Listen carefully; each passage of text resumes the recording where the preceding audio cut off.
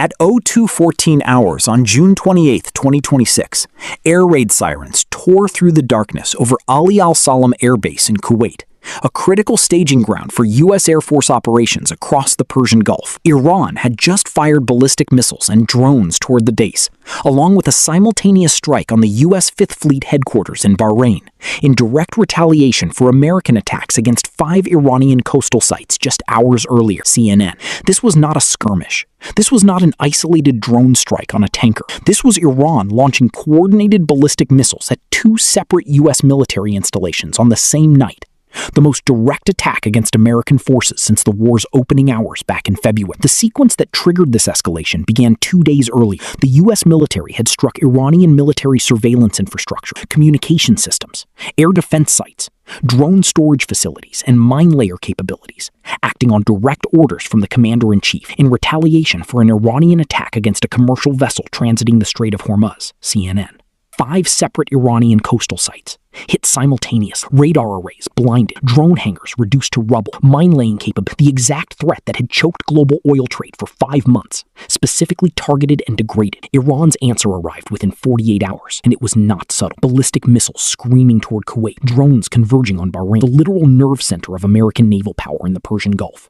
Home to the U.S. Fifth Fleet's command headquarters, Iranian state television simultaneously declared that passage through the Strait of Hormuz still required coordination with Tehran, insisting that the strait would remain under Iranian control regardless of what the United States demanded. CNN. At Ali Al Salem, Patriot PAC-3 batteries and THAAD interceptor systems activated within seconds of the launch detection from U.S. space-based infrared satellites. The intercept geometry was brutal. In Bahrain, the picture was different. Not ballistic missiles, but a drone swarm, designed to saturate point defense systems and force difficult triage decisions for the air defense crews protecting the Fifth Fleet's pier facilities, fuel depots, and the warships moored along the waterfront. What happened in the minutes that followed remains the subject of classified after-action reports, but the political fallout was immediate and explosive. President Trump accused Iran of repeatedly violating the ceasefire memorandum, expressing open doubt about whether the Iranian regime was capable of learning from its past mistakes. CNN. Then came the warning that sent shockwaves through every chancellery from London to Beijing. Trump warned of a potential point at which the United States would be forced to militarily complete the job, stating bluntly that if this threshold was crossed,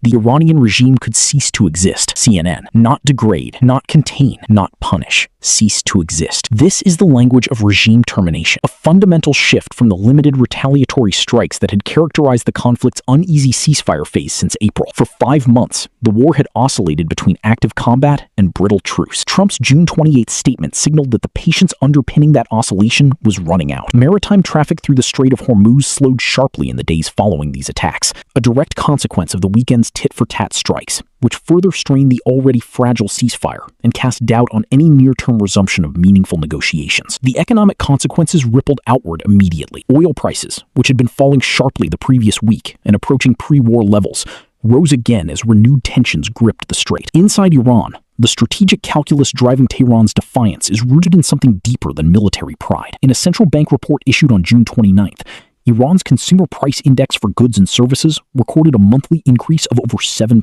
with the price of food, beverages, and tobacco jumping approximately 130% in May alone, according to the country's statistics center. The International Monetary Fund now projects Iran's overall inflation will reach nearly 69% by the end of 2026, a figure that would represent the highest inflation rate since the Islamic Revolution of 1979. CNN. This is the paradox driving Iran's continued aggression, even as its economy implodes. The regime's leadership appears to believe that any sign of capitulation at the negotiating table would be more politically dangerous domestically than continued confrontation with the United States, even as that confrontation accelerates the very economic collapse threatening its survival. Tehran remains unrelenting, even after being struck in retaliation for its attacks on transiting ships, signaling that it will aggressively defend what it now considers its greatest strategic gain from the entire war: practical control over passage through the Strait of Hormuz, even if that means putting its own coastal infrastructure at continued risk. Now, as June draws to a close,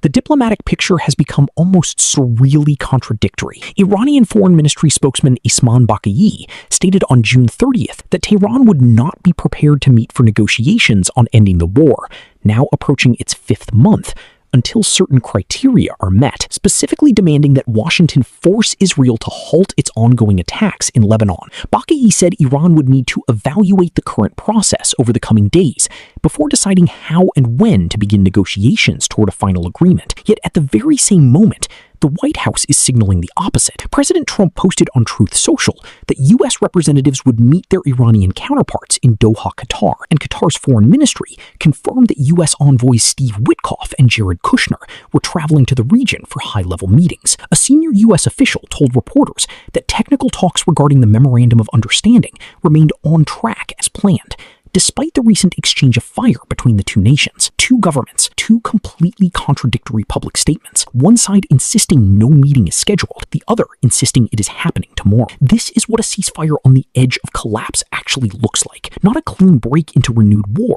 not a clean resolution into lasting peace, but a chaotic, contradictory limbo where missiles fly on one night and diplomats board planes the next morning. Despite the violence, maritime experts watching the Strait remain cautiously optimistic, viewing the return to relative calm in the days since the missile strikes as a sign that an all-out resumption of total war remains, for now, unlikely. Instead, analysts increasingly view these exchanges as driven by competing interpretations over who actually controls passage through the world's most critical oil choke point. But cautious optimism is not the same as safety. The USS George H.W. Bush Carrier Strike Group remains on station in the Arabian Sea. Patriot batteries in Kuwait remain at heightened alert. THAAD crews in Bahrain have not stood down, and the President of the United States has now put a phrase into the public record that cannot be unsaid: complete the job, with the explicit warning that the Iranian regime's existence hangs in the balance of what happens next. Iran has survived 5 months of war, a collapsing currency,